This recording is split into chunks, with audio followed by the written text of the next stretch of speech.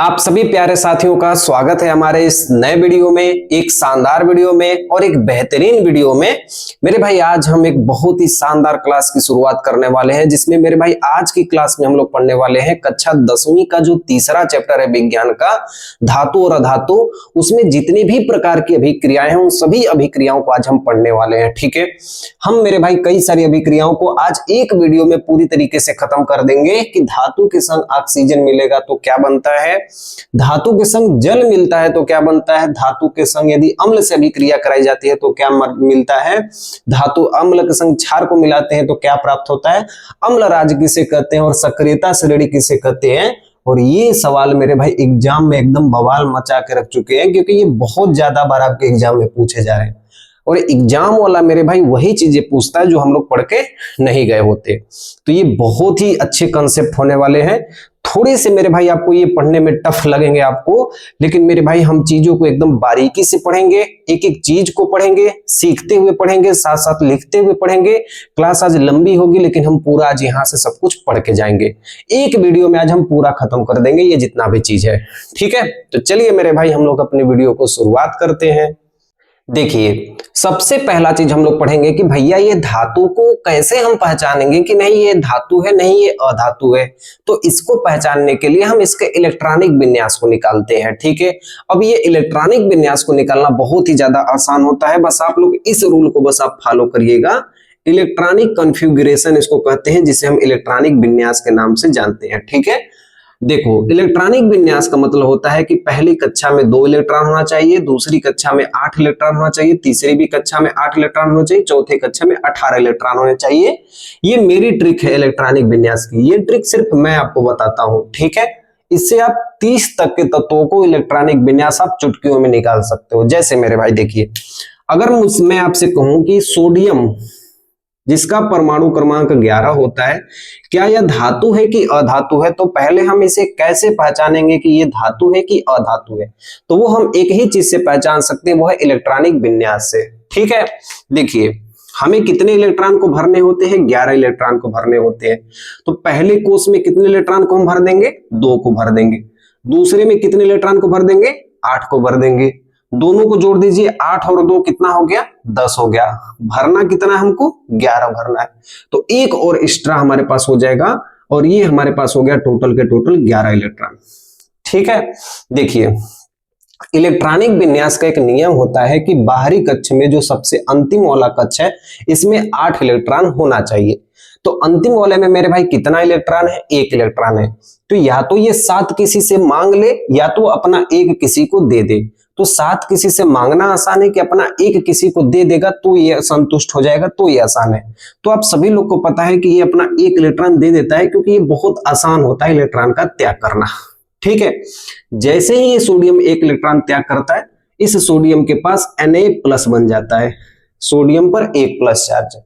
1 electron का त्याग होता है तो 1+ होता है, 2 इलेक्ट्रॉन का त्याग होता है तो 2+ होता है, 3 इलेक्ट्रॉन का त्याग होता है तो 3+ होता है। तो धातुओं में मेरे भाई आपने नाम सुना होगा, मैंने आप यहाँ पे लिखा है कि धातुओं के परमाणु के वाह्यतम कोष में 1 से 3 इलेक्ट्रॉन होते हैं। जो सबसे बाहरी कोष है इसमें कितने इलेक्ट्रॉन होते हैं, 1 से 3 इलेक्ट्रॉन होते हैं। ठीक है, अर्थात इनका अष्टक पूरा नहीं होता है। अष्टक का मतलब अंतिम में 8 इलेक्ट्रॉन पूरा नहीं होता है। जब पूरा नहीं होता है तो इस कारण धातुएं अन्य तत्वों की अपेक्षा अधिक क्रियाशील होती है। इसलिए ये जो धातुएं होती है ये बहुत ही अधिक क्रियाशील होती हैं, किसी के संग जाके जुड़ जाती हैं। तो आप रासायनिक अभिक्रिया में देखेंगे तो ज्यादातर ही धातुएं होती है। ठीक है, चलिए हम एक और एग्जांपल से सीखेंगे। पहले आप ध्यान से देखिए, हम लिखते हैं मैग्नीशियम। मैग्नीशियम का परमाणु क्रमांक कितना है, 12 है। आप इसको एक बार बना के देखिए कि क्या हमसे बन जा रहा है मैग्नीशियम का और कितने इलेक्ट्रॉन का त्याग होगा। ठीक है, और ये हमारे पास ट्रिक है। एक बार इसको बना के ट्राई कीजिए और देखिए कि क्या हमें धातु पहचानने आ रहा है कि नहीं आ रहा है। ठीक है, चलिए देखिए, तो हमें कितना इलेक्ट्रॉन भरना है, 12 इलेक्ट्रॉन भरना है। कौन सी ट्रिक पर भरना है, इस वाले ट्रिक पर भरना है। भर के देख लेते हैं। पहले कक्षा में कितना इलेक्ट्रॉन, 2 इलेक्ट्रॉन। दूसरे कक्ष में कितना इलेक्ट्रॉन, 8 इलेक्ट्रॉन। 8 2 कितना हो गया मेरे भाई, 10 हो गया। अगर मैं तीसरे में 8 भर दूंगा तो आप एक बार काउंट करके देखो कितना हो गया, 8 8 16 17 18 हो गया। भरना मुझे कितना है, 12 ही भरना है। तो ये पीछे वाले को मिटा के हम कितना भर देंगे, 2 भर देंगे। ठीक है, अब ये टोटल कितने हो गए, 12 हो गए। 8 2 10 2 कितना हो गया, 12 हो गया। और मुझे क्या करना है मेरे भाई, देखो यहाँ पे मैं लिखा हूं कि इनका अष्टक पूरा नहीं होता है, यानी अंतिम कक्षा में 8 इलेक्ट्रॉन नहीं होते हैं, तो ये 2 इलेक्ट्रॉन त्याग कर देता है। या तो ये 6 इलेक्ट्रॉन ले ले, या तो ये 2 इलेक्ट्रॉन किसी को दे दे, तब जाकर अंतिम में 8 इलेक्ट्रॉन हो जाएगा। जैसे ये 2 इलेक्ट्रॉन अपना त्यागता है, इसके पास 2 प्लस हो जाते हैं। तो मैग्नीशियम के पास कितना प्लस होता है मेरे भाई, मैग्नीशियम के पास 2 प्लस होता है। तो 1 इलेक्ट्रॉन का त्याग होगा तो 1 प्लस होगा, 2 इलेक्ट्रॉन का त्याग होगा तो 2 प्लस होगा, 3 इलेक्ट्रॉन का त्याग होगा तो 3 प्लस होगा। तो आप जल्दी से मेरे भाई इस वाले क्वेश्चन का आंसर आप दे के दिखाइए। 13 पर एल्युमिनियम है, इसको आप बना के दिखा दीजिए, और 17 पे क्लोरीन है, इसको बना के दिखा दीजिए, और 19 पर पोटेशियम है, इसको बना के दिखा दीजिए। कौन कौन सी धातु है, कौन कौन सी अधातु है, आप इसको हमें बता के दिखा दीजिए। ठीक है, चलिए, ये बहुत ही आसान कंसेप्ट आपको सिखा रहा हूं। स्टार्टिंग में हम क्या पढ़ रहे हैं, धातुओं के रासायनिक गुण पढ़ रहे हैं। ठीक है मेरे भाई, चलो देखो, देखिए हम इसको एक बार बनाते हैं, आप लोग भी इसे बड़ा प्यार से देखिएगा। हमें कितने इलेक्ट्रॉन भरने हैं, 13 इलेक्ट्रॉन भरने हैं, ये हमारी ट्रिक है। तो पहले वाले में कितना इलेक्ट्रॉन भरेंगे, 2 इलेक्ट्रॉन भरेंगे, दूसरे वाले में 8 भरेंगे। अब 8 2 10 हो गया, मैक्सिमम तीसरे में कितना भर सकते हैं, 8 भर सकते हैं, लेकिन 13 बनाने के लिए हम कितना भरेंगे, 3 भरेंगे। अब इसको 8 बनाने के लिए या तो ये 5 किसी से ले ले, या तो अपना 3 किसी को दे दे। ठीक है, तो 3 देना आसान है, 5 लेना कठिन है, तो जो आसान होता है हम वही करते हैं। तो ये 3 इलेक्ट्रॉन का हम त्याग कर देंगे।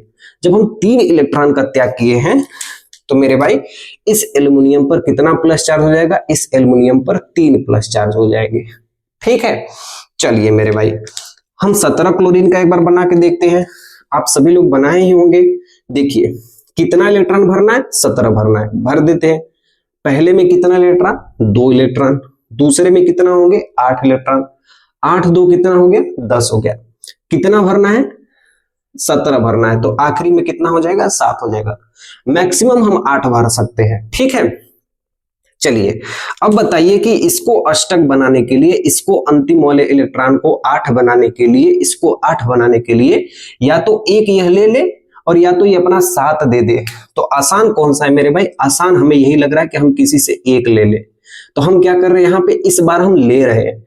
जैसे ही मेरे भाई हम इलेक्ट्रॉन को लेंगे, तो इस क्लोरीन पे क्या हो जाएगा मेरे भाई, 1 माइनस हो जाएगा। यानी जब हम इलेक्ट्रॉन को लेंगे तो माइनस हो जाएगा, जब हम इलेक्ट्रॉन को देंगे तो प्लस हो जाएगा। जितना देंगे उतना प्लस होगा, 1 देंगे तो 1 प्लस होगा, 2 देंगे तो 2 प्लस होगा, 3 देंगे तो 3 प्लस होगा, 1 लेंगे तो 1 माइनस होगा। ठीक है, चलिए आप इसका 19 का बना के आप सभी लोग कमेंट में करिएगा कि 19 पोटेशियम पर कितना प्लस और कितना माइनस है, हम इसके बारे में आपसे पूछेंगे। ठीक है, 19 पोटेशियम पे। तो आपको ये चीजें समझ में आई कि नहीं मेरे भाई, तो ये चीज मेरे भाई आप लोग ध्यान दीजिएगा। एक बार फिर से इसे देखने की कोशिश कीजिएगा कि धातुओं के परमाणु के बाह्यतम कोश में, कहां पे मेरे भाई, बाह्यतम कोश में, जो सबसे बाहरी वाले इलेक्ट्रॉन होते हैं, उसमें 1 से 3 इलेक्ट्रॉन पाए जाते हैं। मतलब 1 इलेक्ट्रॉन है तो ये क्या है, धातु है। 2 इलेक्ट्रॉन है तो ये क्या है, धातु है। अच्छा ये 3 इलेक्ट्रॉन है तो इसको हम क्या कहेंगे, धातु कहेंगे। अब ये 7, देखो 1 2 3 रहेगा तो धातु कहेंगे, नहीं तो ये क्या कहलाएगा मेरे भाई, अधातु कहलाएगा।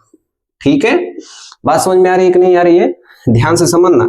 1 2 3 रहेगा तो धातु कहेंगे, बाकी जो रहेंगे उसे अधातु भी कहेंगे, उपधातु भी कोई कोई होती है। ठीक है, अर्थात इनका अष्टक पूरा नहीं होता। अष्टक का मतलब 8, अंतिम में 8 इसका पूरा नहीं होता है। इसी कारण धातुएं अन्य तत्वों की अपेक्षा अधिक क्रियाशील होती है। तो धातुएं क्या होती हैं, अधिक क्रियाशील होती है। ये 3 पॉइंट आप लोग याद रखना। ये मैं आपको बेसिक तरीका आपको सिखाया हूं कि कैसे आप पहचानोगे कि धातु है कि अधातु है। ठीक है मेरे भाई, समझ में आ रहा है आपको। तो देखो यहाँ पे आप एक छोटा सा चीज लिख लेना कि इलेक्ट्रॉन त्यागने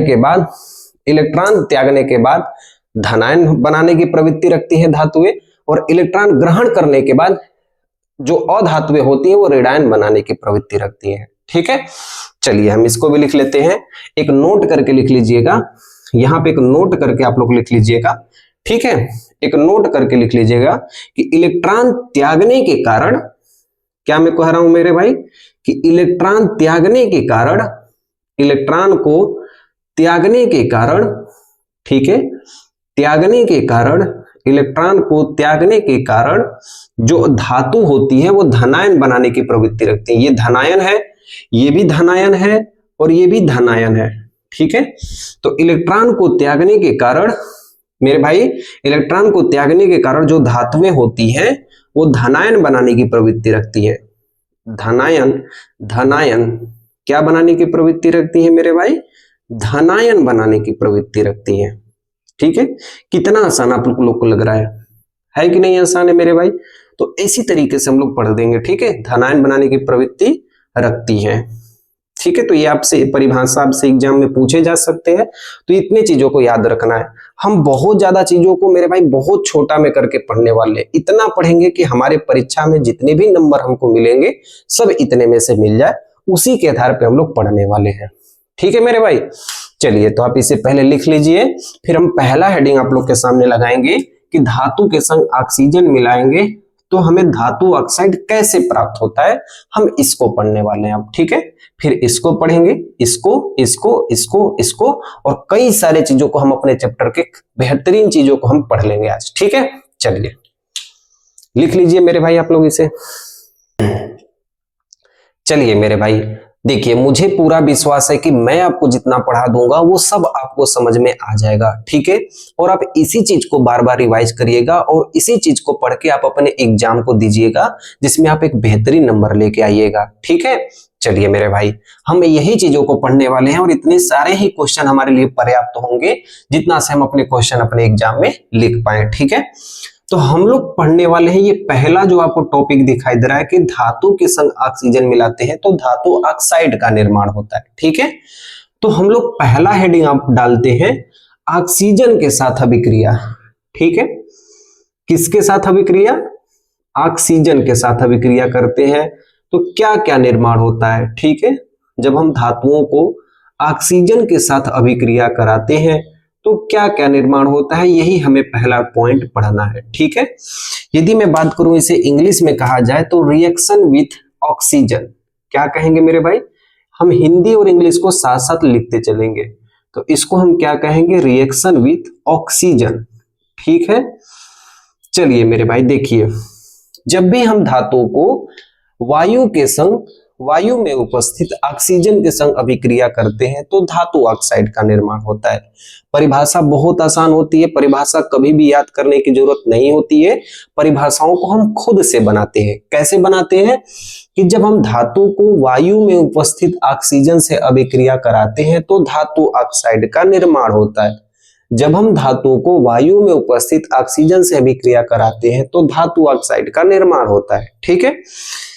तो इसके बारे में हम क्या लिखेंगे कि जब हम किसी भी धातु को, जब हम धातु को यानी मेटल को, जब हम धातु को वायु में उपस्थित, ठीक है, कहां पर उपस्थित होना चाहिए? वायु में उपस्थित, ठीक है, ऑक्सीजन के साथ अभिक्रिया कराते हैं। मैंने आपको पहले ही सारी ट्रिक लिख दिया है मेरे भाई कि जब हम धातु को वायु में उपस्थित ऑक्सीजन के साथ अभिक्रिया कराते हैं, ऑक्सीजन के साथ मेरे भाई जब हम अभिक्रिया कराते हैं, आप सभी लोग मेरे साथ साथ लिखते चलिएगा, ठीक है। अभिक्रिया कराते हैं, अभिक्रिया कराते हैं तो हमें क्या प्राप्त होता है मेरे भाई? तो हमें मेरे भाई क्या प्राप्त होता है? तो हमें क्या प्राप्त होता है? धातु ऑक्साइड प्राप्त होता है। कौन सा ऑक्साइड प्राप्त होता है भाई? धातु के संग ऑक्सीजन मिलाओगे तो धातु ऑक्साइड प्राप्त होता है। तो क्या प्राप्त होता है मेरे भाई? धातु ऑक्साइड प्राप्त होता है, ठीक है। धातु ऑक्साइड प्राप्त होता है, ठीक है। देखो मैं आपको नहीं दिख रहा हूं, लेकिन मैं जो आपको लिख रहा हूं वो बस आपको दिखना चाहिए। हाँ, फिर मैं आपको ये चीज मिटा दूंगा, ठीक है। ये मैं आपको इरेज कर दूंगा, इसको मैं यहाँ पे लिख दूंगा, ठीक है, ताकि मैं भी दिखूं और मैं जो आपको बता रहा हूं वो भी आपको दिख जाए, ठीक है। चलिए देखिए हम यहाँ पे उदाहरण में लिख लेते हैं, एग्जाम्पल में। मैं आपसे कहना क्या चाहता हूं कि मैं आपसे ये कह रहा हूं कि जब हम धातु को, ये पॉइंट नोट करिए, किसको? धातु को किसके संग मिलाते हैं? ऑक्सीजन के संग मिलाते हैं तो क्या बन के निर्माण होता है? धातु ऑक्साइड निर्माण होता है। ये तीन चीज याद रखना। धातु को ऑक्सीजन के संग मिलाते हैं तो धातु ऑक्साइड का निर्माण होता है। तो जैसे में हमारे पास एक धातु हो गया कॉपर, कॉपर एक धातु है और इसको हम मिला दिए ऑक्सीजन के संग, तो हमारे पास क्या बन के तैयार होगा, कॉपर ऑक्साइड बन के तैयार हो जाएगा। ठीक है, चलिए मेरे भाई अब देखिए इस समीकरण को हम लोग संतुलित कर लेते हैं। देखिए यहां पर कितने ऑक्सीजन है, 2 ऑक्सीजन है, यहां पर कितना ऑक्सीजन है, 1 ऑक्सीजन है। तो इधर हम जब भी गुणा करते हैं आगे गुणा करते हैं, तो यहाँ पे 2 ऑक्सीजन, यहां भी 2 ऑक्सीजन, मतलब बायां पक्ष और दायां पक्ष बराबर हो गया। इस कॉपर के पास 2 अणु है, इस कॉपर के पास एक भी अणु नहीं, इसलिए यहां भी हम 2 का गुणा कर देंगे।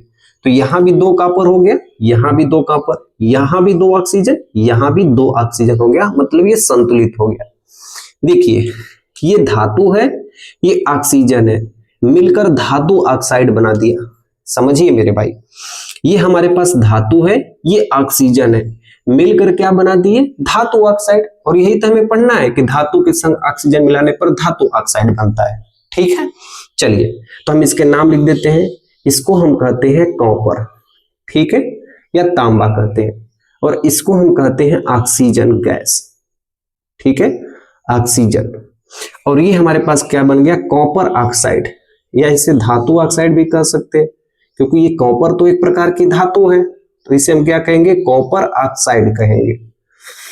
क्या कहेंगे, कॉपर ऑक्साइड कहेंगे। ठीक है, चीजें आपको समझ में आ रही है कि नहीं आ रही है मेरे भाई, बस ये आप ध्यान दीजिएगा। एक और एग्जांपल हम लिखते हैं। एनसीईआरटी के अनुसार मेरे भाई एक दूसरा एग्जांपल आप सबके सामने दिया गया है। ये दूसरा एग्जांपल ये हमसे कहता है कि ये हमारे पास एल्यूमिनियम हो गया और इसके संग हम ऑक्सीजन को मिला दिए। अब आप लोग बताओ मेरे भाई कि हम क्या लिखेंगे यहाँ पे।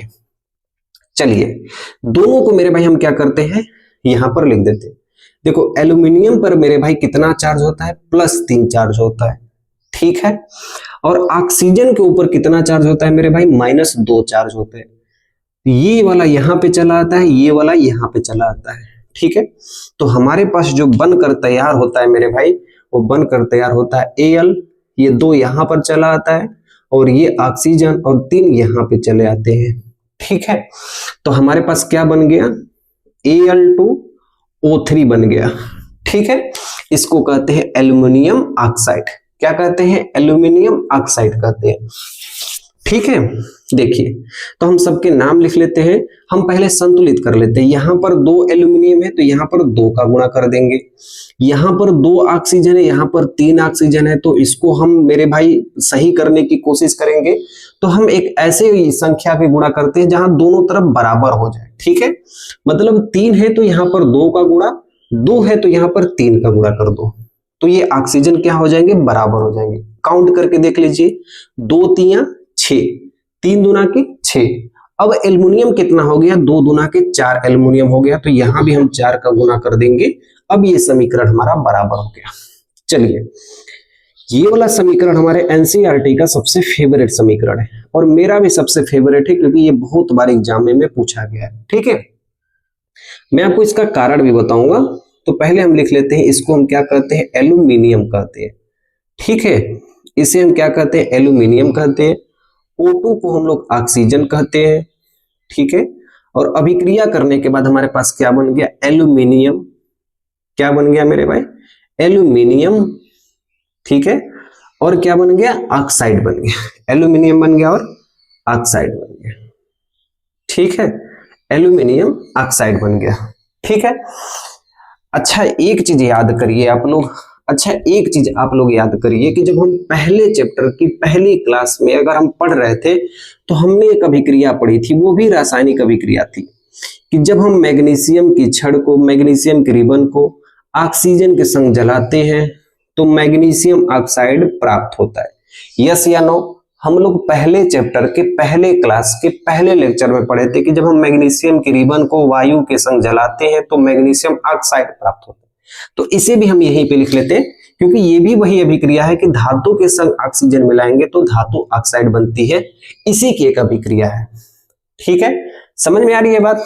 चलिए देखिए, संतुलित कर देते हैं तो यहाँ पर 2 का गुना कर देंगे, यहाँ पर 2 का, तो ये संतुलित हो जाएगा। इसे हम लिख लेते हैं, इसे हम कहेंगे मेरे भाई मैग्नीशियम। ठीक है, आप भी लिखते चलिए, इसे हम क्या कहते हैं मेरे भाई, ऑक्सीजन।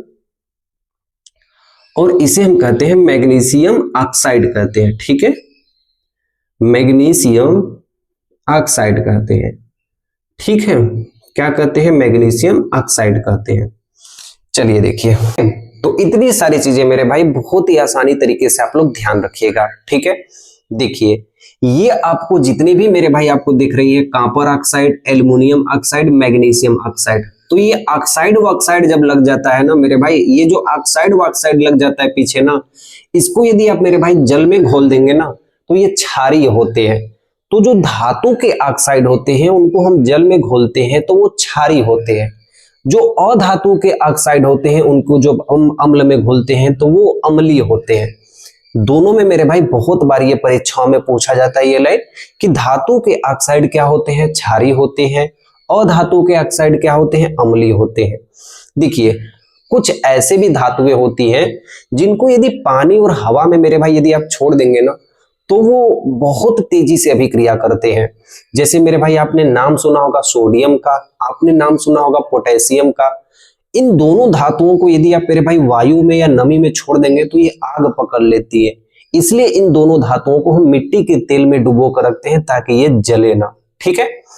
और मेरे भाई एक और चीज आप ध्यान से सुनिएगा, हम लोग के पास सोना चांदी जो होती है, जो आभूषण के लिए हम लोग गहना और अंगूठी पहनते हैं, माला वाला पहनते हैं सोना चांदी का, वो मेरे भाई उसमें जंग नहीं लगता है क्योंकि वो वायु और पानी के साथ अभिक्रिया नहीं करती है, ठीक है। सोना को आप मेरे भाई 1 साल तक पानी में डाल के रखिए, 1 साल के बाद भी निकालेंगे तो वो सोना वैसा का वैसा ही रहेगा क्योंकि सोना पानी और वायु से अभिक्रिया नहीं करते हैं, ठीक है। तो ये 3 पॉइंट है, इस तीनों पॉइंट को हम लोग लिख लेते हैं, ठीक है।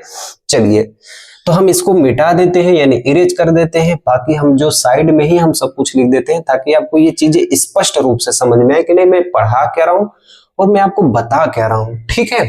तो अभी हम लोग सिर्फ पहला पढ़ रहे हैं, ठीक है। इसके बाद जो अगली हेडिंग हम लोग लगाएंगे ये दूसरे की हेड लगाएंगे, फिर तीसरे लगाएंगे, ये तो हम पढ़ लिए, ये चौथा का फिर 5वां का लगाएंगे, ठीक है, ठीक है। आप यहाँ पे एक ट्रिक में लिख लेना मेरे भाई, ऐसे आप लोग ट्रिक बना के लिख लेना कि जो ये धातु के ऑक्साइड है ना, ये वाली जिसमें ऑक्साइड ऑक्साइड लग गया धातु में, तो जो धातु के ऑक्साइड होते हैं ऐसे आप लोग बना के लिख लेना कि जो मेरे भाई जो धातु के ऑक्साइड है ना इनकी प्रकृति कैसी होती है। तो जो धातु के ऑक्साइड होते हैं वो क्षारीय होते हैं। कैसे होते हैं मेरे भाई, क्षारीय होते हैं। और जो अधातु के ऑक्साइड होते हैं यानी किसी अधातु के संग ऑक्साइड ऑक्साइड लग गया, अधातु के संग मेरे भाई यदि ऑक्साइड लग गया, ठीक है, तो वो मेरे भाई क्या कहलाते हैं, वो अम्लीय कहलाते हैं। उनका विलयन कैसा होता है, वो अम्लीय होता है। तो ये 2 बहुत ही विशेष पॉइंट है जो आपको बहुत तेजी से आपको याद रखनी है, ठीक है। हाँ मैं आपको लिखवाने के लिए लिखवा देता हूं आपको, तो आप लोग एक नोट बना लीजिए, ठीक है। नीचे आप लोग एक नोट बना लीजिए, ऐसे नोट करके आप लोग लिखिए, ठीक है।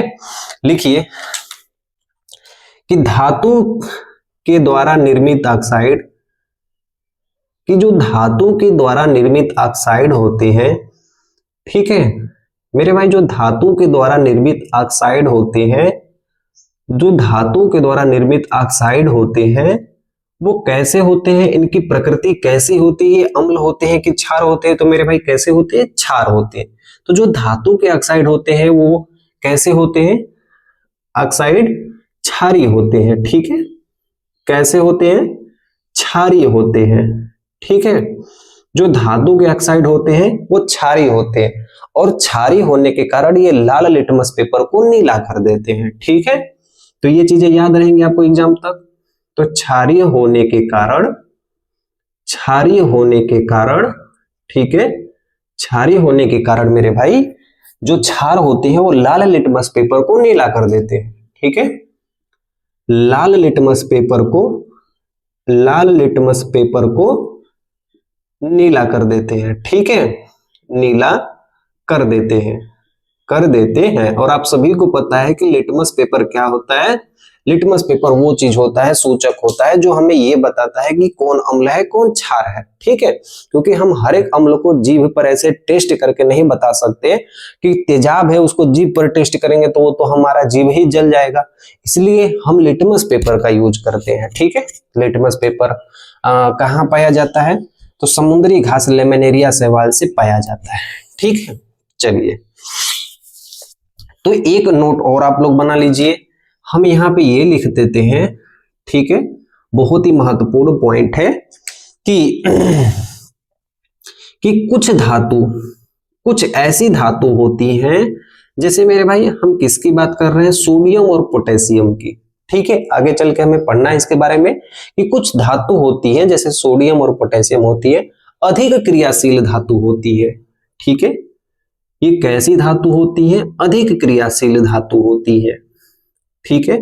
जो मेरे भाई इतनी ये तेज क्रियाशील धातु होती है कि इनको नमी और हवा में जैसे हम लेके आते हैं वैसे ये जलने लगती है।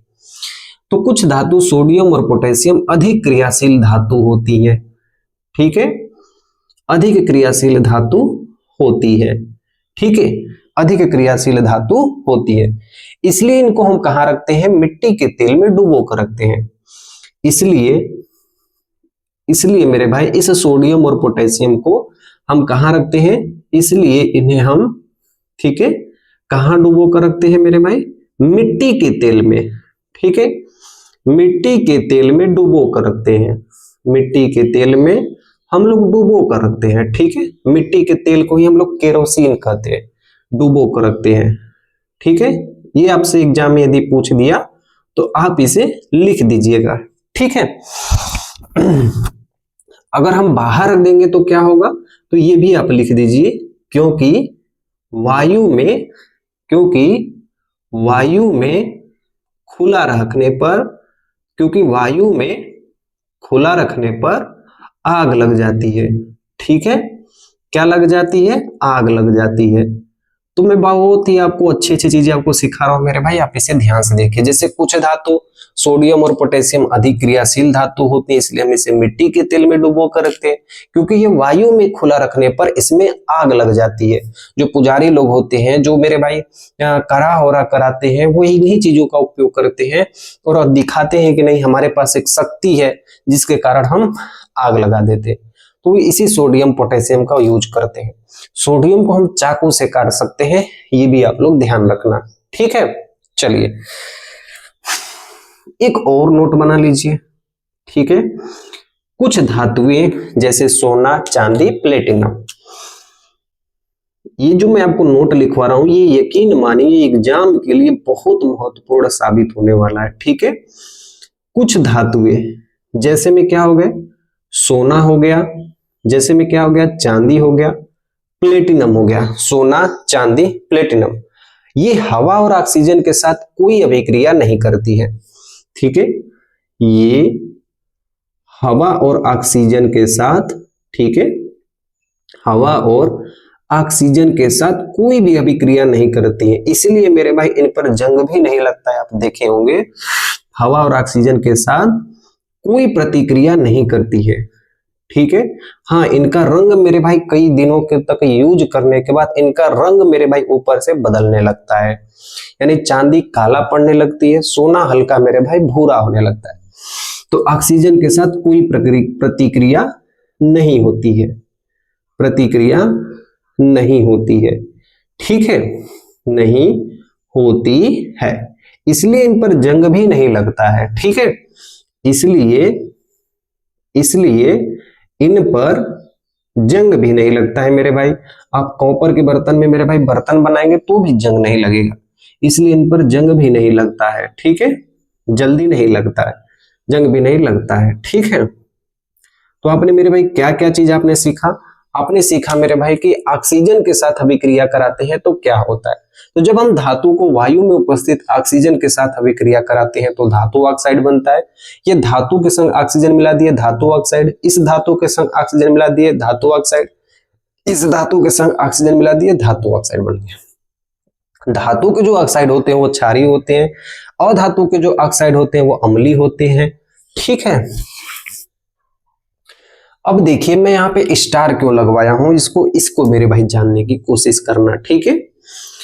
देखिए मैं जो चीज आपको बता रहा हूं बस इसे ध्यान, मैं आपको साइड हो जाता हूं, पहले इसे स्क्रीनशॉट ले लेना, ठीक है। पहले आप लोग लिख लो इसको, फिर मैं आपको एक और चीज अच्छी चीज बताता हूं जो हमारे परीक्षाओं के लिए बहुत जरूरी होने वाला है, ठीक है मेरे भाई। समझ में आ रहा है सब कुछ, कोई दिक्कत?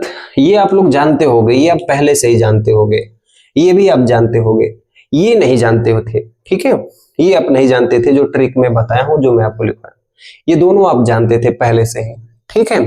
चलिए अब यहां से एनसीईआरटी के 2 क्वेश्चन पूछे जाते हैं। पहला क्वेश्चन ये है कि उभयधर्मी किसे कहते हैं, ठीक है, एनसीईआरटी का क्वेश्चन है। आपके पास एनसीईआरटी की बुक होगी तो आप वहां पे चेक करिएगा मेरे भाई, वहां पे आपको बताया गया है कि उभयधर्मी किसे कहते हैं। दूसरा क्वेश्चन आपसे पूछा जाता है कि एनोडीकरण किसे कहते हैं। देखिए इसलिए तो मैं यहाँ पे इसे 3 स्टार बनाया हूं, क्योंकि ये जो आपको रिएक्शन दिखाई दे रहा है ना, ये जो प्राप्त है ना, देखो इसको, ये जो Al2O3 है ना, ये उभयधर्मी ऑक्साइड है, ठीक है। ये कैसा ऑक्साइड है, उभयधर्मी ऑक्साइड है। अब नाम से ही पता चल जा रहा है मेरे भाई कि उभय का मतलब होता है दोनों, धर्मी का मतलब धारण किया हो, मतलब ये जो ऑक्साइड है ना, ये अम्ल के साथ भी अभिक्रिया कर लेता है, ये ऑक्साइड क्षार के भी साथ अभिक्रिया कर लेता है। ऐसा नहीं होता है जल्दी, लेकिन ये जो ऑक्साइड आपको दिखाई दे रहा है ना, ये अम्ल के साथ भी अभिक्रिया कर लेता है मेरे भाई, क्षार के साथ भी अभिक्रिया कर लेता है, दोनों के साथ ही अभिक्रिया कर लेता है, तो इसलिए इसे हम कहते हैं उभयधर्मी ऑक्साइड। तो देखिए परिभाषाएं मेरे भाई बहुत आसान होती है, बस आपको मैं कहता हूं कि परिभाषाओं को बस मेरे भाई आप फील कीजिए, महसूस कीजिए, आप पूरे परिभाषाओं को आप खुद से लिखना प्रारंभ कर दोगे। उभयधर्मी ऑक्साइड किसे कहते हैं, तो वे ऑक्साइड जो अम्ल और क्षार दोनों से अभिक्रिया करके लवण और जल का निर्माण करती है, वे सभी ऑक्साइड उभयधर्मी ऑक्साइड कहलाती है, ठीक है। देखो इस प्रक्रिया को मेरे भाई हम लोग कहते हैं एनोडीकरण।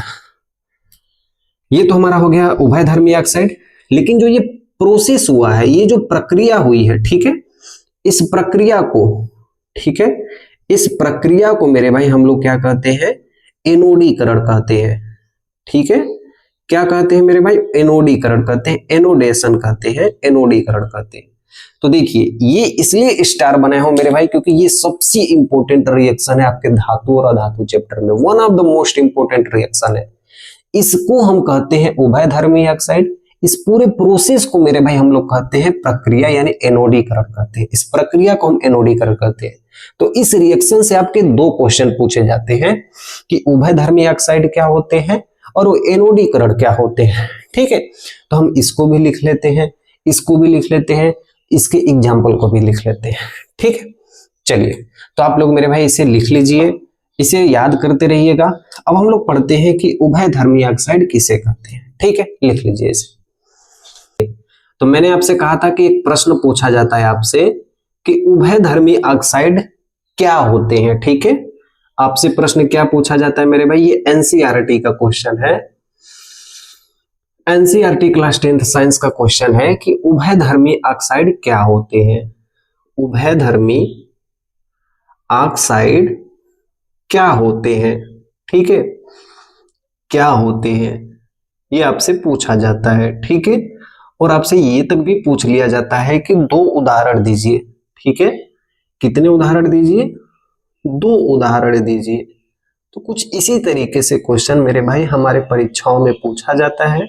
और यदि हमें आता हुआ कि अगर आता है तो हम ऐसे क्वेश्चंस को कर लेते हैं, नहीं आता है तो ऐसे क्वेश्चंस को मेरे भाई हम छोड़ देते हैं और यहाँ पे हमारे नंबर बहुत ही कम आते हैं। पहले के जैसे अब नहीं रह गया मेरे भाई कि हम कोई भी चीज बना के लिख देंगे और हमें पूरे नंबर दे दिए जाएंगे। अब एग्जाम का नियम यह है कि आपको जो आ रहा है आपको वही करना पड़ेगा, तभी आपको पूरे नंबर मिलते हैं, ठीक है। चलिए मेरे भाई देखिए, तो इसका एक बहुत ही प्यारा सा उत्तर है, उभयधर्मी ऑक्साइड किसे कहते हैं कि वे ऑक्साइड, ठीक है, क्या होते हैं, वे ऑक्साइड जो अम्ल और क्षार से, ठीक है, अम्ल का मतलब किसकी बात कर रहा हूं, एसिड की बात कर रहा हूं, ठीक है। वे ऑक्साइड जो अम्ल और क्षार से, क्षार यानी मैं किसकी बात कर रहा हूं, बेस से, ठीक है, दोनों से अभिक्रिया करते हैं, दोनों से अभिक्रिया करके, दोनों से अभिक्रिया करके, ठीक है, वे ऑक्साइड जो अम्ल और क्षार दोनों से अभिक्रिया करके, ठीक है, क्या बनाते हैं मेरे भाई, जब भी अम्ल और क्षार से अभिक्रिया करेंगे तो मेरे भाई क्या बनाते हैं, लवण, लवण का मतलब साल्ट, ठीक है, लवण तथा, ठीक है, जल का निर्माण करते हैं, किसका निर्माण करते हैं मेरे भाई? लवण तथा जल का निर्माण करते हैं, जल का निर्माण करते हैं। ऐसी अभिक्रिया को मेरे भाई हम लोग, ऐसे ऑक्साइड को हम लोग क्या कहते हैं? उभयधर्मी ऑक्साइड कहते हैं। ठीक है, तो ऐसे ऑक्साइड को कौन सा हम ऑक्साइड कहते हैं मेरे भाई? उभयधर्मी ऑक्साइड कहते हैं। कौन सा ऑक्साइड कहते हैं? उभयधर्मी ऑक्साइड कहते हैं। ठीक है, उभयधर्मी ऑक्साइड कहते हैं। ठीक है मेरे भाई, उभयधर्मी ऑक्साइड कहते हैं। ठीक है, समझ में आ रही है सब बातें? आपको सब कुछ समझ में आ रहा है मेरे भाई? ठीक है, वे ऑक्साइड जो अम्ल और क्षार से दोनों से अभिक्रिया करके लवण तथा जल का निर्माण करते हैं, ऐसे ऑक्साइड को हम लोग उभयधर्मी ऑक्साइड कहते हैं। ठीक है, चलिए देखिए, हम वो एग्जाम्पल लिख लेते हैं जो अभी हम कुछ देर पहले लिखे थे कि हम एल्युमिनियम को मेरे भाई, हम ऑक्सीजन के संग जब हम जोड़ दिए, किसी भी धातु को ऑक्सीजन के संग जोड़ते हैं तो धातु ऑक्साइड प्राप्त होता है, यानी Al2O3 प्राप्त हुआ था हमें। यस या नो? ठीक है, चलिए इसे संतुलित कर देना, नहीं करोगे तो भी कोई दिक्कत नहीं है। ठीक है, अब देखो, तो वैसे हम संतुलित कर देते हैं, यहां पर 3 होगा, यहां पर 2 होगा, यहां पर 4 होगा। ठीक है, ये संतुलित हो गया। नाम लिख लेते हैं इसके, इसको हम कहते हैं, क्या कहते हैं? एल्यूमिनियम कहते हैं। ठीक है, हमारे बर्तन में किसका उपयोग किया जाता है? एल्यूमिनियम का। घरों में तार में किसका उपयोग किया जाता है? एल्यूमिनियम का। और ये हमारा क्या है मेरे भाई? ऑक्सीजन है। ठीक है, इन दोनों को एनोडीकरण प्रक्रिया से हम क्या बनाते हैं? एल्यूमिनियम ऑक्साइड बनाते हैं। ठीक है, एल्यूमिनियम ऑक्साइड बनाते हैं। ठीक है मेरे भाई, एल्यूमिनियम हम लोग क्या बनाते हैं? एल्यूमिनियम ऑक्साइड बनाते हैं। ठीक है, देखो ये तो हमने अभी पीछे ही पढ़ा था कि एल्यूमिनियम और ऑक्सीजन को मिलाते हैं तो एल्यूमिनियम ऑक्साइड मिलता है। ठीक है, प्राप्त होता है। तो मैंने आपसे ये कहा था कि ये जो एल्यूमिनियम ऑक्साइड है ये उभयधर्मी ऑक्साइड है। ऐसा क्यों मैं आपसे कहा था? क्योंकि ये अम्ल से भी अभिक्रिया कर लेता है, ये क्षार से भी अभिक्रिया कर लेता है। तो चलिए एक बार इसे हम अम्ल से अभिक्रिया करा लेते हैं, एक बार इसे हम क्षार से अभिक्रिया करा देते हैं। ठीक है, मतलब मेरे कहने का है कि Al2O3 एक बार अम्ल से अभिक्रिया करा देते हैं, हाइड्रोक्लोरिक अम्ल से।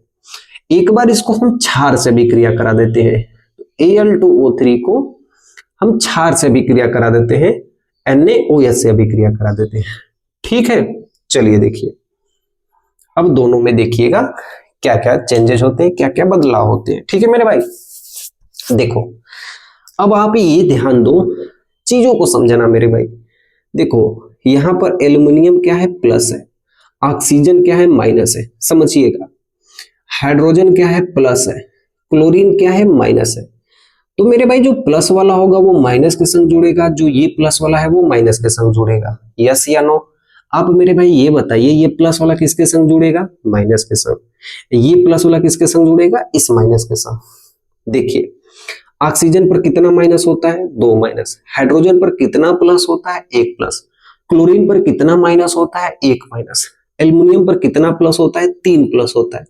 कैसे आप निकालोगे? इलेक्ट्रॉनिक विन्यास से आप निकाल सकते हो कि किस तत्व पे कितना प्लस कितना माइनस है। ठीक है, तो ये प्लस वाला माइनस के संग जुड़ जाएगा, तो AlCl3। अब देखो इसको जोड़ के दिखा दो आप लोग मेरे भाई। Al पर कितना प्लस चार्ज है? 3 चार्ज है। क्लोरीन पर कितना चार्ज है मेरे भाई? माइनस का 1 चार्ज है। अब देखो ये कहाँ आएगा? यहाँ पर। ये कहाँ जाएगा? यहाँ पर। तो ये हमारे पास बनेगा AlCl और ये हमारा क्या हो जाएगा? 3 हो जाएगा। ठीक है, चलिए देखिए, मैं आपको बस समझाने के लिए आपको बताया, मैं चाहता तो डायरेक्ट लिख देता, लेकिन आप ये समझिए कि किस तरीके से ये लिखा जाता है। ठीक है, किस तरीके से हम सूत्र बनाते हैं। देखिए मेरे भाई, तो हमारे पास क्या बन जाएगा? AlCl3 aluminium chloride. साथ ही हमारे पास क्या बन जाएगा मेरे भाई? जल का निर्माण हो जाएगा। ठीक है, चीजों को हम संतुलित कर देते हैं। यहां पर 2 एल्युमिनियम है तो यहां भी कितना एल्युमिनियम होना चाहिए? 2 एल्युमिनियम होना चाहिए। यहां पर 2 3 6 क्लोरीन हो गया, यहां पर 6 का गुणा कर देंगे तो 6 क्लोरीन हो जाएगा। 6 हाइड्रोजन है तो यहां पर मेरे भाई 3 का गुणा कर देंगे तो 3 गुना के 6 हाइड्रोजन हो जाएगा।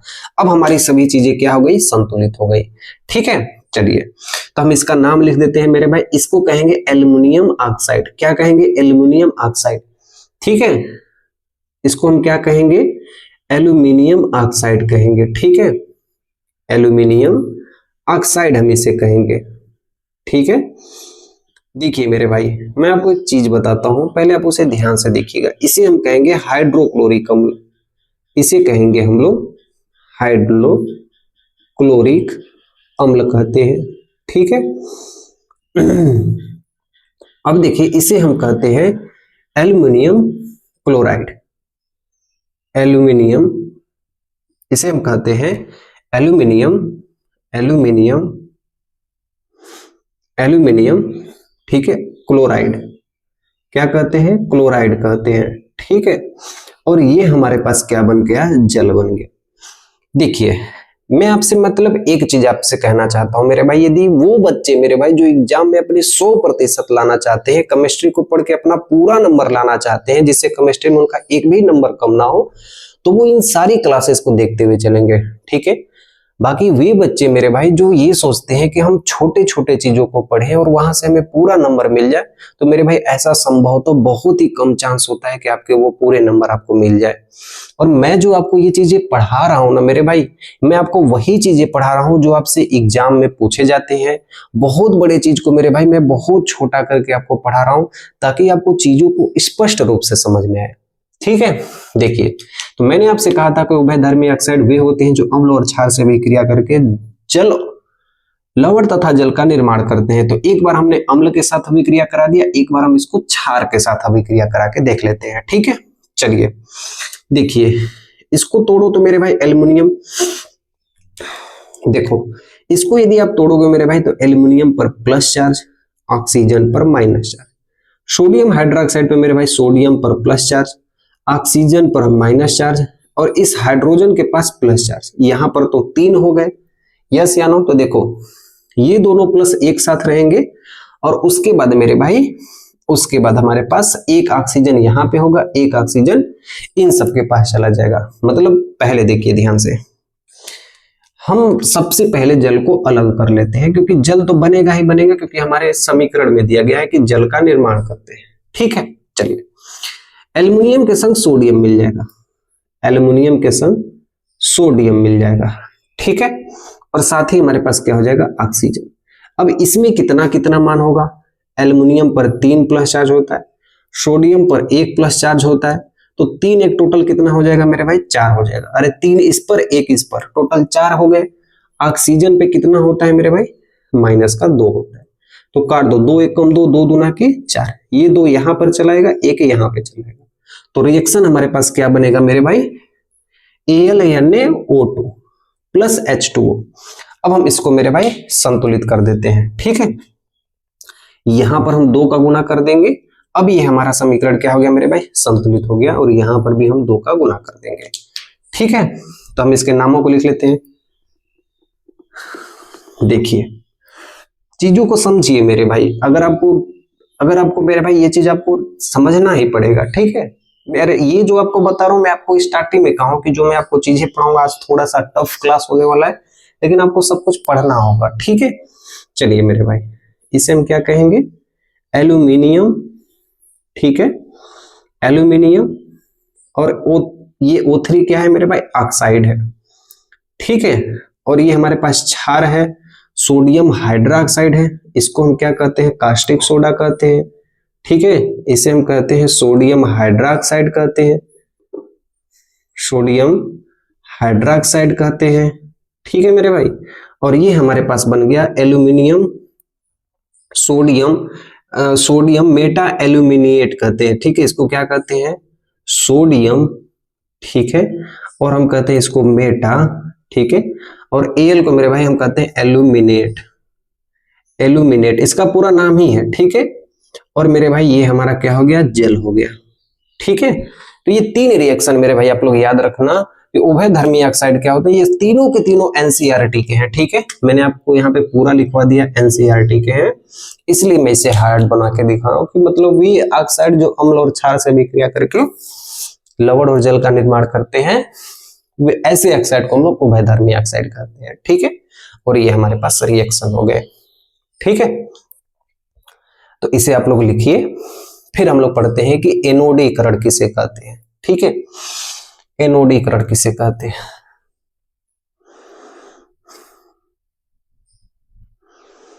ठीक है, हो गई आपके। तो यहाँ पे मैं नीचे के 2 लाइन को मैं इरेज कर देता हूं। इन 2 लाइन के नीचे ही मेरे भाई मैं यहाँ पे लिखवा देता हूं कि एनोडीकरण क्या होती है। ठीक है, चलिए देखिए, हमारे पास परीक्षा में जो पूछी जाती है वो पूछी जाती है कि एनोडीकरण प्रक्रिया क्या होती है, एनोडीकरण किसे कहते हैं।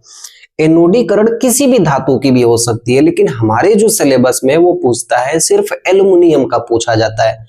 देखो, चीजों को एकदम प्रैक्टिकल रूप से समझना। ठीक है, देखो मेरे भाई, ये हमारे पास एक हो गया पात्र। पात्र का मतलब हो गया बर्तन। ठीक है, अब इस बर्तन में ये जो आपको दिखाई दे रहा है ये पानी नहीं है मेरे भाई, ये तेजाब है। क्या है मेरे भाई, तेजाब है। H2SO4 है। सल्फ्यूरिक अम्ल कहते हैं इसे, अम्लों का राजा कहते हैं इसे, थोथे का तेल कहते हैं इसे, हम मेरे भाई ऑयल ऑफ विट्रोल कहते हैं। इसमें H2SO4 है। ठीक है, देखिए अब इसमें हम क्या कर दिए मेरे भाई, धारा प्रवाहित कर दिए। इसमें हम क्या कर दिए मेरे भाई, धारा प्रवाहित कर दिए। ठीक है, क्या प्रवाहित कर दिए, इसमें हम धारा प्रवाहित कर दिए। चीजों को एकदम ध्यान से समझना। अब हमारे पास ये एल्यूमिनियम है। ठीक है, ये हमारे पास क्या है मेरे भाई, एल्यूमिनियम है। इसको हम इसमें डुबो दिए। चीजों को ध्यान समझना। ये हमारे पास सांद्र सल्फ्यूरिक अम्ल है, ये हमारे पास एल्यूमिनियम है, इसको हम इसमें डुबो दिए और इसमें हम क्या कर दिए, करंट प्रवाहित कर दिए। जैसे हम करंट प्रवाहित करेंगे, इस जो एल्यूमिनियम आपको दिखाई दे रहा है, इस एल्यूमिनियम पर एक परत चढ़ जाएगी। इस एल्यूमिनियम के चारों तरफ क्या चढ़ जाएगी मेरे भाई, एक परत चढ़ जाएगी। ठीक है, क्या चढ़ जाएगी मेरे भाई, एक परत चढ़ जाएगी। ये परत क्या करती है कि इस एल्यूमिनियम को जंग से बचाती है। ठीक है, इसी परत को मेरे भाई हम कहते हैं एल्यूमिनियम ऑक्साइड, जो आपको ये दिखाई दे रहा है। बात समझ में आ रही है? तो इसी चीज को हमें यहाँ पे लिखना है। ठीक है, तो चलिए हम लोग लिख देते हैं इसे कि एनोडीकरण क्या होती है। ठीक है, लिखिए, हम सभी लोग इसका उत्तर बहुत ही प्यार से लिखेंगे कि एनोडीकरण एक ऐसी प्रक्रिया है जिसमें एल्युमिनियम को जली विलयन में डुबोकर, सांद्र सल्फ्यूरिक अम्ल के जली विलयन में डुबोकर धारा प्रवाहित कर कर हम उस पर एक ऐसी परत चढ़ा देते हैं जिस पर एल्युमिनियम पर कोई भी जंग ना लगे। ठीक है, तो लिखिएगा आप लोग मेरे भाई कि एनोडीकरण एक ऐसी प्रक्रिया है, एनोडीकरण एक ऐसी प्रक्रिया है। ठीक है, एनोडीकरण एक ऐसी प्रक्रिया है जिसमें एल्युमिनियम की धातु को, जिसमें हम एल्युमिनियम की धातु को, कौन सी धातु की बात कर रहा हूं मैं मेरे भाई, एल्युमिनियम की धातु को, क्योंकि हमारे एनसीईआरटी में सिर्फ यही दिया है। ठीक है, जिसमें हम एल्युमिनियम की धातु को, ठीक है, जिसमें हम एल्युमिनियम की धातु को, ठीक है, एल्युमिनियम की धातु की सतह को, एल्युमिनियम की धातु की सतह को, ठीक है, ऑक्साइड की एक मोटी परत बना देते हैं। ऑक्साइड की एक मोटी परत बना देते हैं। ऑक्साइड की एक मोटी परत बना देते हैं। ठीक है, ऑक्साइड की एक मोटी परत बना देते हैं। ऐसा हम क्यों करते हैं, क्योंकि एल्युमिनियम पर जंग न लगे। ठीक है, यह प्रक्रिया, ठीक है, यह जो प्रक्रिया है एल्युमिनियम को किस लिए बचाती है, एल्युमिनियम को जंग से बचाती है। जंग से बताती है। जंग को क्या कहते हैं मेरे भाई, कोरोजन, इंग्लिश में क्या कहते हैं, कोरोजन से बचाती है। क्या करती है मेरे भाई, बचाती है। तो ध्यान रखना मेरे भाई, हमने आपको क्या बताया कि एनोडीकरण एक ऐसी प्रक्रिया जिसमें हम एल्युमिनियम की धातु की सतह को ऑक्साइड की एक मोटी परत बना देते हैं। यह प्रक्रिया एल्युमिनियम में जंग से बचाती है। यह प्रक्रिया में यहां पर को होगा मेरे भाई और यहां पर होगा यह प्रक्रिया में एल्युमिनियम को जंग से बचाती है। ठीक है, ठीक है, तो ये मेरे भाई हम लोग इतना चीज पढ़ लिए कि उभयधर्मी ऑक्साइड क्या होती है, एनोडीकरण क्या होती है। ये 2 प्रश्न मेरे भाई आप लोग इसे ध्यान रखिएगा। ठीक है, तो हम मेरे भाई आगे बढ़ते हैं और आगे हम पढ़ते हैं कि जब हम धातु को अम्ल के साथ, पानी के साथ अभिक्रिया कराते हैं तो क्या प्राप्त होता है। ठीक है, चलिए मेरे भाई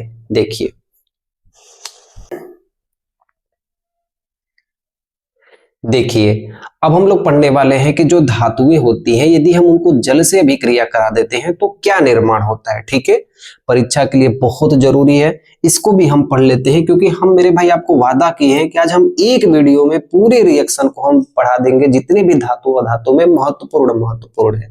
ठीक है, ये लास्ट है। लास्ट का मतलब है कि इसको छोड़ के आप कोई भी मतलब इतना आपको पढ़ना ही पड़ेगा, आपको एग्जाम देना है तो। ठीक है, चलिए हम क्या करने वाले हैं मेरे भाई, दूसरा पढ़ने वाले हैं कि धातु को जल के साथ अभिक्रिया कराते हैं। किसके साथ अभिक्रिया कराते हैं मेरे भाई, जल के साथ जब अभिक्रिया कराते हैं तो क्या प्राप्त होता है। ठीक है, यदि मैं बात करूं इसे इंग्लिश में कहा जाए तो इसे हम कहेंगे रिएक्शन विथ वाटर। क्या कहेंगे, रिएक्शन विथ वाटर, जल के साथ अभिक्रिया। ठीक है, रिएक्शन विथ वाटर। देखिए जो धातु होती है वो जल के साथ अभिक्रिया करके क्या बनाती है, धातु हाइड्रोक्साइड बनाती है। ठीक है, देखिए लिखिए आप लोग मेरे भाई, साथ साथ आप लोग लिखते जाइए कि धातुएं मेरे भाई जल से अभिक्रिया करके, जो धातुएं होती हैं वो किससे अभिक्रिया करके मेरे भाई, जल से अभिक्रिया करके क्या बनाती है मेरे भाई, धातु हाइड्रोक्साइड बनाती है, धातु हाइड्रोक्साइड बनाती है। ठीक है, क्या बनाती है, धातु हाइड्रोक्साइड बनाती है। ठीक है, धातु जल के साथ अभिक्रिया करके धातु हाइड्रोक्साइड बनाती है। ठीक है, और मेरे भाई हाइड्रोजन गैस मुक्त करती है। और कौन सी गैस मुक्त करती है, हाइड्रोजन गैस। कौन सी गैस मुक्त करती है, हाइड्रोजन गैस मुक्त करती है। तो यही चीज आपको ध्यान देना है। ठीक है, कि धातु पानी के साथ अभिक्रिया करके धातु हाइड्रोक्साइड बनाती है और हाइड्रोजन गैस मुक्त करती है। ठीक है, हम यहाँ पे लिख लेते हैं कि चाहे धातु हो गए, चाहे धातु का ऑक्साइड हो गया, दोनों मेरे भाई, धातु हो गए चाहे धातु का ऑक्साइड हो गया, ये दोनों मेरे भाई, दोनों हो सकते हैं। यदि जल के साथ अभिक्रिया करते हैं तो बनाते हैं मेरे भाई धातु हाइड्रोक्साइड बनाते हैं। क्या बनाते हैं, धातु हाइड्रोक्साइड बनाते हैं। और साथ ही मेरे भाई कौन सी गैस छोड़ते हैं, H2 गैस छोड़ते हैं। मतलब ये ऊपर की तीर बना देना, मतलब यहां से H2 गैस निकल रही है। ठीक है, चलिए इन सबके हम एक एक एग्जाम्पल लिख लेते हैं, एक उदाहरण लिख लेते हैं। बस चीजों को आप लोग ध्यान से देखिएगा। ठीक है, धातु है तो हम कोई धातु ले लेते हैं, जैसे हम सोडियम ले लेते हैं। जल है तो हम जल ले लेते हैं। अब हम इसको मिला देते हैं तो हमारे पास क्या बनेगा, धातु हाइड्रोक्साइड, मतलब सोडियम हाइड्रोक्साइड बनेगा। ठीक है, और साथ ही मेरे भाई क्या निकलेगा मेरे भाई, H2 गैस निकलेगा। जब ये सोडियम जलता है मेरे भाई ना तो उष्मा निकलती है। क्या निकलती है मेरे भाई, उष्मा निकलती है। मैं आपको अभी बता रहा हूं इसका क्या कारण है। ठीक है, ये हमारा रिएक्शन नंबर 1 हो गया। ठीक है मेरे भाई, चलिए देखिए अब ये हमारा रिएक्शन नंबर 2 हो गया। 2 नंबर में देखिए ये हमारे पास क्या है, पोटेशियम है। 2 नंबर में देखिए मेरे भाई ये हमारे पास क्या है, पोटेशियम है। ठीक है, और साथ ही में मेरे भाई क्या हो गया, जल हो गया। तो एक हमने मेरे भाई ले लिया धातु, हमने ले लिया, एक हमने मेरे भाई क्या ले लिया, जल को ले लिया। ठीक है, चलो मेरे भाई देखो ध्यान से। अब इसके बाद हम क्या करते हैं, हमारे पास क्या बनता है, धातु हाइड्रोक्साइड, मतलब यहाँ पे बनेगा पोटेशियम हाइड्रोक्साइड। साथ ही में कौन सी गैस निकलेगी, H2 गैस निकलेगी। ठीक है, साथ ही मेरे भाई क्या निकलेगा, उष्मा निकलेगी, क्योंकि पोटेशियम को भी जलाने पर उष्मा निकलती है। ठीक है, चलिए देखिए, लेकिन ये तीसरा जो मैं आपको एग्जांपल लिखवा रहा हूं बड़ा विशेष है। मैं एक धातु ऑक्साइड ले लेता हूं, धातु ऑक्साइड ले लेता हूं, साथ ही इसके संग क्या मिलाता हूं, जल को मिलाता हूं। तो जैसे हम मेरे भाई बिना बुझा हुआ चूना में पानी मिलाते हैं तो ये बुझा हुआ चूना कैल्शियम हाइड्रोक्साइड बन जाता है और साथ ही में मेरे भाई H2 गैस निकलती है। चलिए देखिए, अब आप हमसे ये कहोगे भैया कि यहाँ पर तो आपने प्लस उष्मा लिखा है, यहाँ भी प्लस उष्मा लिखा है और यहाँ पे उष्मा लिखा ही नहीं है। ठीक है, बिल्कुल आप पूछ सकते हो। चलिए, अगर प्लस उष्मा लिखा है तो वो मेरे भाई होती है उष्मा क्षेपी। क्या होती है मेरे भाई, उष्मा क्षेपी होती है। अगर माइनस उष्मा कहीं लिखा है तो वो होती है उष्मा शोषी। ये ट्रिक है, आप लोग याद रखना, ठीक है। यदि प्लस उष्मा लिखी है तो उष्मा छेपी होती है, माइनस उष्मा लिखी है तो उष्मा शोषी होती है। उष्मा शोषी का मतलब उष्मा को सोखना, उष्मा छेपी का मतलब उष्मा को बाहर निकालना, उत्सर्जित करना, ठीक है। चलिए, मैंने आपसे बार बार कहा था मेरे भाई कि सोडियम और पोटेशियम को हम लोग मिट्टी के तेल में डुबो कर रखते हैं। मिट्टी के तेल में डुबो कर रखते हैं ताकि वो वायु की उपस्थिति और पानी की उपस्थिति में पानी से कोई क्रिया ना कर ले। जैसे ही मेरे भाई सोडियम और पोटेशियम को आप पानी से मिलाओगे ना मेरे भाई, तैसे ही मेरे भाई ये क्या बन जाते हैं मेरे भाई, सोडियम हाइड्रोक्साइड, पोटेशियम हाइड्रोक्साइड, और साथ में मेरे भाई हाइड्रोजन गैस निकलती है। यह क्रिया इतनी तेजी से होती है कि इसमें उष्मा निकलती है। ये उष्मा इस हाइड्रोजन गैस को जलाने लगती है। तो आप देखते हैं मेरे भाई कि सोडियम को आप जलाओगे तो बहुत तेजी से जलता है, यस या नो। तो वो हाइड्रोजन गैस ही जलता है शुरू में। वो कौन सी गैस जलती है कि इतनी तेज क्रिया होती है कि हाइड्रोजन गैस ही जलने लगता है। तो इनकी क्रिया तेज होने के कारण ये हाइड्रोजन गैस जलने लगता है। इसकी क्रिया धीरे धीरे होती है, इसलिए हाइड्रोजन गैस नहीं जलता है, ठीक है। तो यही पॉइंट हम लोग लिख लेते हैं जो हमारे परीक्षाओं में पूछी जाती है, ठीक है। चलिए मेरे भाई लिखिए सोडियम और पोटेशियम, किसकी बात कर रहा हूं मेरे भाई, सोडियम मतलब Na और पोटेशियम, ठीक है। सोडियम और पोटेशियम जो हुए, ठीक है, सोडियम और पोटेशियम जल के साथ तीव्र अभिक्रिया करती है। जल के साथ कैसी अभिक्रिया करती है मेरे भाई, तीव्र अभिक्रिया करती है, ठीक है, तीव्र अभिक्रिया करती है। तो जब ये जल के साथ तीव्र अभिक्रिया करती हैं तो ये हाइड्रोजन गैस क्या होती है मेरे भाई, यह क्रिया इतनी तीव्र होती है कि यह क्रिया, ठीक है, इतनी तीव्र होती है, आप लोग लिखते रहिएगा, यह क्रिया इतनी तीव्र होती है, यह क्रिया इतनी तीव्र होती है कि उत्पन्न उष्मा द्वारा हाइड्रोजन गैस भी जलने लगता है। ये उष्मा के कारण मेरे भाई ये जो हाइड्रोजन गैस है ये भी जलने लगता है, ठीक है, कि उत्पन्न उष्मा के द्वारा जो ये उष्मा निकल रही है, उत्पन्न उष्मा के द्वारा जो ये हाइड्रोजन गैस है वो भी जलने लगती है, ठीक है। जो H2 गैस है वो भी जलने लगती है, वो भी जलने लगती है, ठीक है, वो भी जलने लगती है। तो अब इस चीज को ध्यान देना, ठीक है। अब इसके भी बारे में लिख लेते हैं क्योंकि ये कोहा रहा है, क्योंकि इसके बारे में हम बता दिए, इसके बारे में हम नहीं बताएं, तो इसके बारे में भी हम लोग लिख लेते हैं, ठीक है। चलिए देखिए, कैल्शियम ऑक्साइड मतलब कैल्शियम, ऐसे आप लिख देना कैल्शियम, नोट बना लेना, ठीक है। कैल्शियम जल के साथ कैसी अभिक्रिया करता है मेरे भाई, धीरे धीरे अभिक्रिया करता है।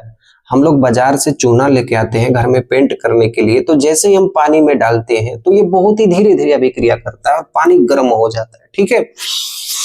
तो कैल्शियम जल के साथ धीरे धीरे अभिक्रिया करता है, धीरे धीरे प्रतिक्रिया करता है, प्रतिक्रिया करता है। कैल्शियम जल के साथ धीरे धीरे प्रतिक्रिया करता है, ठीक है। तथा इस प्रतिक्रिया में जो उत्पन्न उष्मा है, ठीक है, तथा इस प्रतिक्रिया में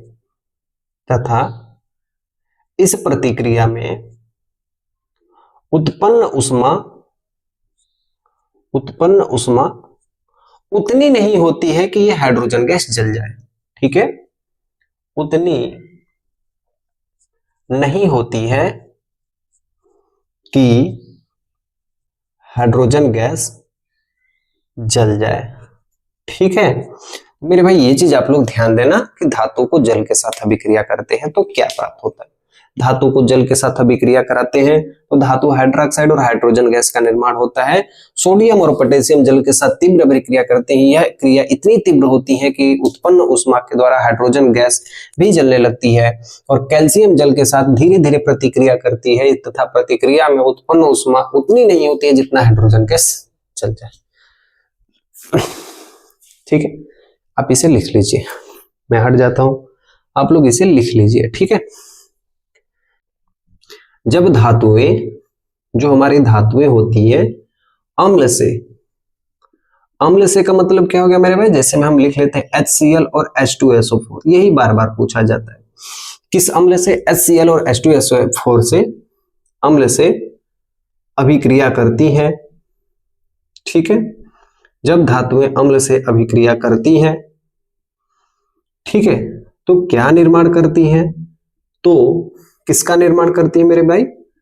लवण, लवण तथा, ठीक है, हाइड्रोजन गैस छोड़ती हैं, हाइड्रोजन गैस छोड़ती है।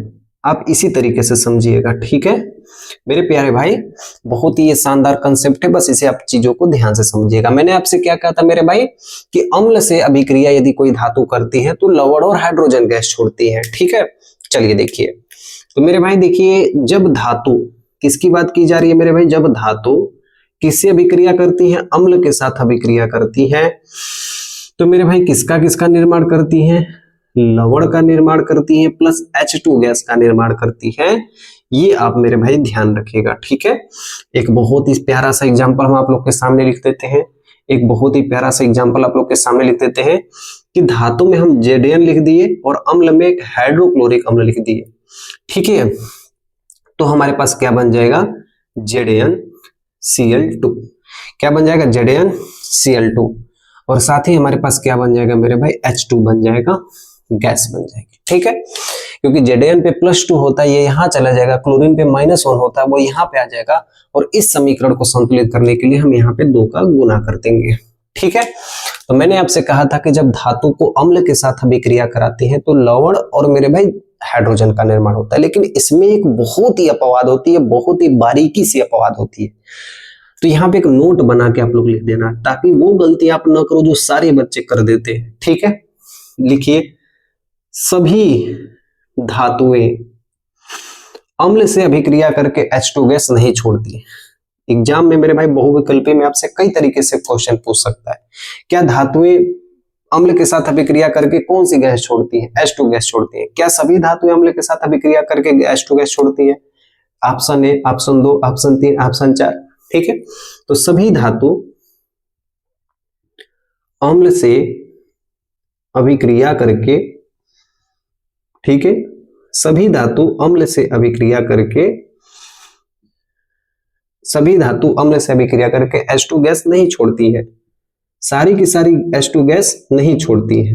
ठीक है, नहीं छोड़ती है। तो आप बोलोगे भैया कि आप हमको बताइए कौन कौन सी ऐसी धातु है जो हम याद करें कि हमें पता चल जाए कि नहीं यही H2 गैस छोड़ती है। तो कौन सी धातु है मेरे भाई? देखो, लिखना आप लोग sodium, potassium, sodium, potassium, calcium, magnesium, aluminium, Fe लोहा, ठीक है, जिंक, ये सभी, ठीक है, ये सभी H2 हाइड्रोजन गैस छोड़ती है, हाइड्रोजन गैस छोड़ती है। लेकिन मेरे भाई कॉपर, सोना, चांदी, प्लेटिनम, ये सब, ठीक है, ये सब हाइड्रोजन गैस नहीं छोड़ती हैं, ये सब हाइड्रोजन गैस नहीं छोड़ती है, नहीं छोड़ती है। तो चीजों को एकदम ध्यान से समझना, बस आप थोड़ा सा यदि आप दिमाग लगाओगे मेरे भाई ना, तो मैंने आपसे कहा था कि कॉपर, सोना, चांदी, प्लेटिनम, इसमें कोई भी मेरे भाई, कोई भी कहा जाए तो मेरे भाई इसमें ना तो पानी मिल सकता है ना ही अम्ल मिल सकता है। तो ये कोई भी अभिक्रिया नहीं करती है। जब ये किसी से अभिक्रिया नहीं करती है मेरे भाई, तो पानी से ना रिएक्शन कर सकती है, ना ही मेरे भाई वायु से रिएक्शन करती है। तो मेरे भाई जब ये रिएक्शन नहीं करती है तो ये हाइड्रोजन गैस भी नहीं छोड़ती है। बस आप यही ध्यान दीजिएगा, ठीक है। अंटिल द एग्जाम तो चीजों को समझने की कोशिश कीजिए। और यहाँ पे प्यारा प्यारा सा एग्जाम्पल आप लोग देखिए कि हम सोडियम में मेरे भाई एक अम्ल मिलाते हैं, HCl मिलाते हैं, क्या रिएक्शन होगा। सोडियम में मेरे भाई हम एक और अम्ल मिलाते हैं, H2SO4 मान लो मिला देते हैं, क्या रिएक्शन होगा। क्या हम कॉपर में कोई अम्ल मिला देते हैं, क्या रिएक्शन होगा मेरे भाई। हम तीनों को एक बार करके चेक कर लेते हैं, ठीक है। देखो पहली बात तो मेरे भाई सोडियम और क्लोरीन आपस में फटाक से मिलेंगे क्योंकि सबसे ज्यादा क्रियाशील धातु होते हैं और हाइड्रोजन गैस मुक्त हो जाएगी, यस या नो, ठीक है। संतुलित करना है तो मेरे भाई हम लोग इसको कर देते हैं, ठीक है। यहाँ पर 2 हाइड्रोजन है, यहाँ पर हम इसको 2 बना देंगे तो 2 क्लोरीन हो जाएगा, यहाँ पे 2 का गुणा करना पड़ जाएगा, फिर यहाँ पे 2, ये संतुलित हो गया, ठीक है। चीजें एकदम स्पष्ट रूप से है। इसको सोडियम को H2SO4 के संग दिया आप मेरे भाई, आप जोड़ते हो तो SO4 पे 2 माइनस होता है, ये 2 माइनस आगे आ जाएगा, इसलिए हो जाएगा Na2SO4 प्लस ये H2 गैस निकल जाएगी, ठीक है, ये H2 गैस निकल जाएगी। तो यहाँ पे सोडियम 2 है तो यहाँ पे हम 2 का गुना कर देंगे, SO4 H2, बाकी ये सब सही है, ठीक है। देखो कॉपर का H2SO4 के संग, तो मैंने आपसे क्या कहा था मेरे भाई, आप चीजों को ध्यान से सीखिए। मैंने आपसे कहा था मेरे भाई कि जो सोडियम है, पोटेशियम है, कैल्शियम है, मैग्नीशियम है, एल्यूमिनियम है, लोहा है, जिंक है, ये सभी H2 गैस छोड़ती है। देखो जैसे ही ये अम्ल के साथ अभिक्रिया की तो यहाँ पर कौन सा गैस छोड़ी है मेरे भाई, H2 गैस छोड़ी हुई है, ठीक है। लेकिन जैसे मेरे भाई कॉपर हो गए, सोना हो गए, चांदी हो गए, प्लेटिनम हो गए, ये सब H2 गैस नहीं छोड़ती है। देखो इसको हम रिएक्शन करके आपको दिखाते हैं, चीजों को ध्यान से। तो ये CuSO4 बन जाएगा हमारे पास, साथ ही मेरे भाई H2O बन जाता है हमारे पास, साथ ही मेरे भाई सल्फर डाइऑक्साइड गैस यहाँ से निकलती है। यहाँ पर हाइड्रोजन गैस का निर्माण नहीं होता है। चीजों को हम संतुलित कर देते हैं तो यहाँ पर 2 हाइड्रोजन, यहाँ भी 2 हाइड्रोजन, यहाँ 4 ऑक्सीजन, यहाँ 4 2 6 1 7 ऑक्सीजन, ठीक है। देखिए यहाँ पर हम 2 का गुना कर देते हैं, ठीक है। तो यहाँ पे 2 दूना के 4 हाइड्रोजन और यहाँ पर 2 का गुना कर देंगे तो 2 दूना के 4 हाइड्रोजन, 4 8 2 10, ये गैस है, ठीक है, इस पे आप मत लगाओ, बाकी सब संतुलित है, ठीक है, ठीक है, क्लियर हो गया यहां तक। इसके हम लोग नाम लिख देते हैं, ठीक है। तो यहाँ पे हाइड्रोजन गैस मुक्त नहीं हो रही है तो मेरे भाई इसको हम क्या कहते हैं, कॉपर कहते हैं, और इसको मेरे भाई हम कहते हैं सल्फ्यूरिक अम्ल कहते हैं, ठीक है, इसको हम कहते हैं सल्फ्यूरिक अम्ल कहते हैं। और मेरे भाई ये हमारे पास है, ये कॉपर सल्फेट है, ठीक है, कॉपर सल्फेट है, ठीक है। और ये हमारे पास है सल्फर डाइऑक्साइड है, सल्फर डाइऑक्साइड, ठीक है। इतनी चीज आप लोग मेरे भाई लिख लीजिए आप लोग, ठीक है। चलिए देखिए, ठीक है, यहाँ पे आप लोग मेरे भाई सभी लोग आप लोग एक नोट बना के लिखिएगा कि जो नाइट्रिक अम्ल होते हैं, ठीक है, नाइट्रिक अम्ल जो होते हैं किसे कहते हैं हम लोग, नाइट्रिक अम्ल HNO3 को कहते हैं, ठीक है। किसे कहते हैं मेरे भाई, HNO3 को कहते हैं। तो नाइट्रिक अम्ल एक प्रबल ऑक्सीकारक है, एक प्रबल ऑक्सीकारक है, ठीक है। मेरा चेहरा भले ही नहीं दिख रहा है मेरे भाई, लेकिन आप चीजों को समझिएगा, ठीक है। प्रबल ऑक्सीकारक है, जिससे प्रबल ऑक्सीकारक है, इसलिए यह प्रायः, ठीक है, आप लोग लिखिए, इसलिए इसे प्रायः, इसलिए इसे प्रायः हाइड्रोजन गैस नहीं निकलती है, हाइड्रोजन गैस नहीं निकलती है, ठीक है। तो ये अपवाद है, आप लोग इस बात को भी मेरे भाई ध्यान रखिएगा, ठीक है।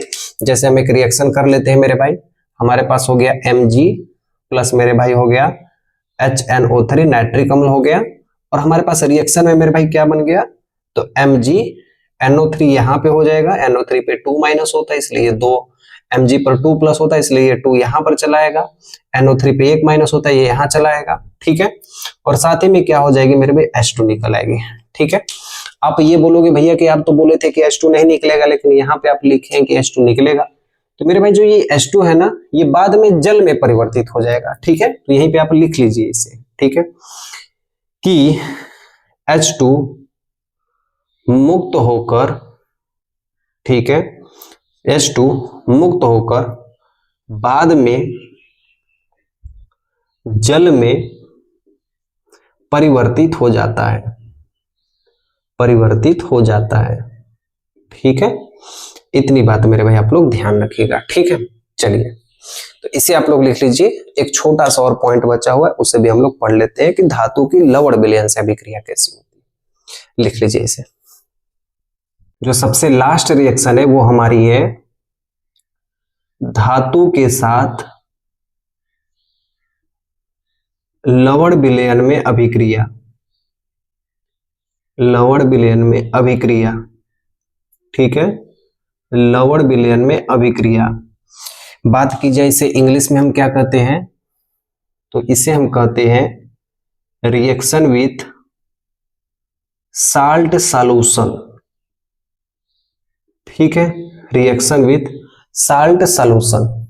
इसका मतलब होता है कि जब हम धातु को लवण विलयन में मिलाते हैं तो क्या अभिक्रिया होती है। ठीक है, देखिए अधिक अभिक्रियाशील धातु कम अभिक्रियाशील धातु के पास जाके जुड़ जाती है। ठीक है, तो लिखिए जब हम धातु को लवण विलयन में डुबोते हैं, जब हम धातु को लवण विलयन में डुबोते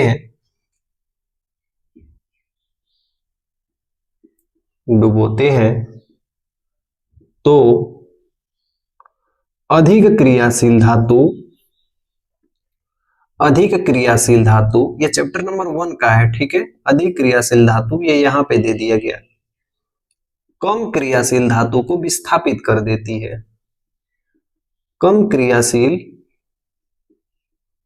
धातु को मेरे भाई विस्थापित कर देती है, विस्थापित कर देती है। ठीक है मेरे भाई, चलिए देखिए अधिक क्रियाशील धातु कम क्रियाशील धातु को विस्थापित कर देती है। जैसे देखिए एक पात्र है हमारे पास, एक हमारे पास कील है। ठीक है, इस कील को मेरे भाई हम लोग, ये हमारा कील है लोहे का बना हुआ है, ये हमारा कॉपर सल्फेट का विलयन है, CuSO4 का विलयन है, और ये कैसा है मेरे भाई, नीला है। ठीक है, वैसे तो मैं ब्लैक बना दिया हूं, लेकिन मेरे भाई आप ये मान के चलना कि ये विलयन कैसा है, नीला है। कैसा है मेरे भाई, कॉपर सल्फेट का है। ठीक है, जैसे इस कील को इसमें डालेंगे ये SO4 जाके Fi के पास चला जाएगा और कॉपर हमारा इसके ऊपर चढ़ जाएगा, इस कील के ऊपर। तो इस कील के ऊपर कॉपर की परत चढ़ जाती है, क्योंकि लोहा का मेरे भाई क्रियाशीलता कॉपर से कम होती है। ठीक है, चलिए देखिए तो एक एग्जांपल लिख लेते हैं हम लोग कि यदि लोहा को कॉपर सल्फेट के विलयन में, एक्यू का मतलब होता है विलयन में, मेरे भाई जैसे ही हम डुबोते हैं ये SO4 लोहा के पास जुड़ जाता है, क्योंकि लोहा अधिक क्रियाशील धातु है कॉपर से। मैं आपको क्रियाशीलता पढ़ाऊंगा आपको। ठीक है, तो ये SO4 कहां जुड़ जाता है मेरे भाई, FeSO4 के पास जुड़ जाता है, प्लस हमारा कॉपर निकल जाता है। ठीक है, लोहे के इस कील पर कॉपर की परत चढ़ जाती है। ठीक है मेरे भाई, चलिए देखो विलयन का रंग कैसा होता है मेरे भाई, पहले तो नीला होता है लेकिन बाद में कैसा हो जाता है, हरा हो जाता है। तो यही आपसे रिएक्शन बार बार आपसे एग्जाम में पूछा जाता है, इसलिए मैं आपको बस सिर्फ एक ही रिएक्शन आपको लिखवाया हूं। ठीक है, चलिए देखिए